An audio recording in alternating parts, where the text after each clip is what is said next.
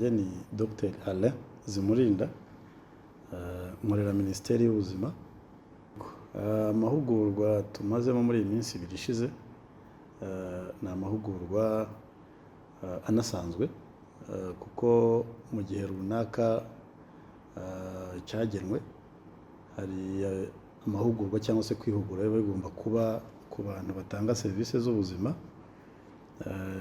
Ayo mahugurwa akaba wenda aba afite umwihariko wo kuba twareba nanone ku bintu bishobora guteza ikibazo muri serivisi nk'izi ngizi z'ubuzima, aho haba hari indwara zishobora kwanduzanya abantu hagati y'abantu n'abandi, cyane cyane ko muri aho dutangira ubuzima mu mavuriro usanga haza abantu bafite uburwayi butandukanye.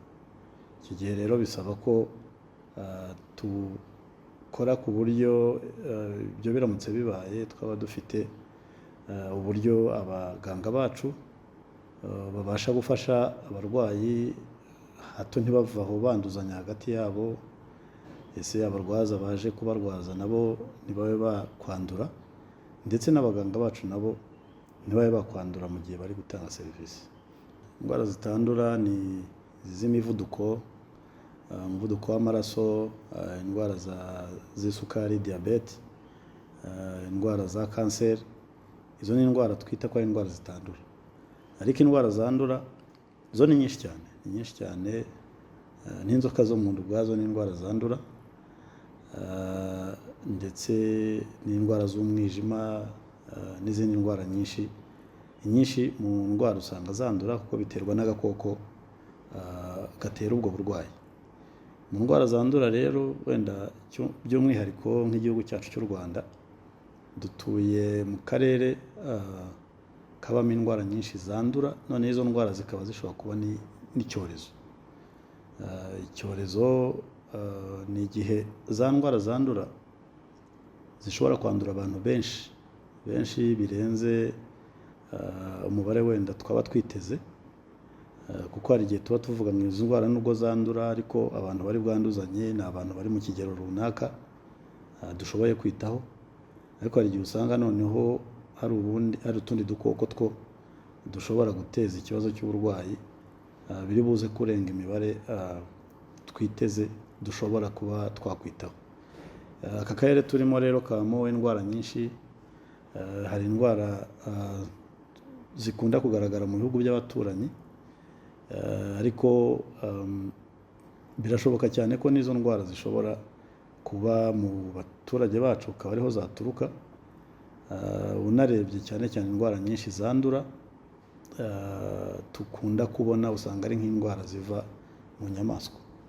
Niyo mpamvu niyo tureba ibi bintu ntabwo tubireba gusa nk'ubuzima bw'abantu, tubireba dufatanyije n'ubuzima bw'inyamaswa ndetse n'ubuzima bw'ibidukikije, ibyo twita One Health. Mu kwirinda indwara iyo ari yo yose, mu ndwara zandura ni isuku. Ngira ngo mu bihe byashize twagize indwara ya COVID. Icyo gihe ikintu cya mbere twasabaga abantu ni ugukaraba intoki. Isuku rero nibyo ari isuku tumenyereye tuzi tugomba kugira, ariko buriya gukaraba intoki ni ikintu gikomeye cyane. Uretse gukaraba intoki hari n'ibindi bijyanye n'isuku, cyane isuku y'ubuhumekero. Nimba umuntu afite uburwayi bwo mu buhumekero akaba yakwambara agapfukamunwa se, ndetse bwawe n'uburwayi busaba ko atajya ahantu hari abantu benshi kugira ngo atabanduza, nabyo ni ibintu byo kwitaho. Cyangwa se waba hari aho ugiye guhura n'abantu ukagerageza gushyiramo intera iri buze gufasha kugira ngo utabanduza. Hari indwara rero zifite uburyo bwinshi zandura. Birashoboka ko wakwandura indwara ukoze ku muntu, ukoze kuho umuntu yari yakoze, ukoze ku bikoresho, zikaba zakwandurira mu buhumekero. Hari izakwandura umubyeyi atwite umwana akaba yamwanduza. Hari izandura mu nzira zitandukanye, izandura wenda ukoze ku matembabuzi avuye mu mubiri w'umuntu. Harimo inkarise, umusarani ndetse n'ibirutsi n'amaraso. Ibyo byose ni ibintu bishobora gukwirakwiza indwara zandura. Ubwo rero dusaba abantu kwitondera ibyo bintu, ariko cyane cyane harimo gukaraba intoki no kumenya iyindi suku cyane cyane y'ibiribwa ndetse n'ibinyobwa. Ibyo byose ni inzira tugomba kwirindamo kugira ngo izo ndwara tutazikwirakwiza mu bantu. Abaganga birumvikana icya mbere biba ari ukugira ngo bo birinde, ariko nk'uko nabivuze nanone tugomba kurinda abarwayi bacu. Abarwayi bacu ni abantu bakomeye cyane twubaha, tuba tugomba gukora ibishoboka byose kugira ngo tubahe serivisi nziza, ariko iyo serivisi irimo n'isuku, irimo no kubarinda kuba bakwandura uburwayi batazanye. Birumvikana nk'abaganga hari ibyo dukora ngo tubarinde, nibyo tuba turi kugarukaho cyane. Urebye no kwibukiranya kuko tuba dusanzwe tubizi, baba barabyize, ari n'ibintu bakora, ni ukwibukiranya kugira ngo turebe koko tubikora nk'uko byagakwiye.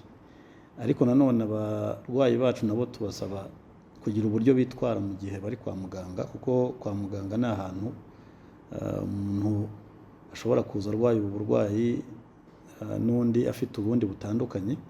Biba bisaba rero ko umuntu waje kwa muganga nawe agira uko yifata kugira ngo ataza kuvaho yandura uburwayi butandukanye n'ubwo yaje bumugenza. Abaganga rero hari ibyo kugira ngo birinde ubwabo, ariko bafashe n'abarwayi muri urwo rugendo rwo kugira ngo bo ubwabo birinde bataza kuvaho bananduza wenda cyangwa banduza abarwaza cyangwa n'abarwaza babanduza, kuko umurwaza ashobora kuza nawe afite urugero, afite nk'indwara yo mu buhumekero, akaba yayanduza umurwayi wari ufite wenda malariya n'urugero. Ni ukugira ngo rero tugaruke kuri ya mikorere myiza yacu twatojwe, twongere tuyiganireho, hanyuma turebe uburyo twakomeza gushyiramo imbaraga kugira ngo aho tuvurira haba ahantu umuntu aza agakirira kandi agakira neza.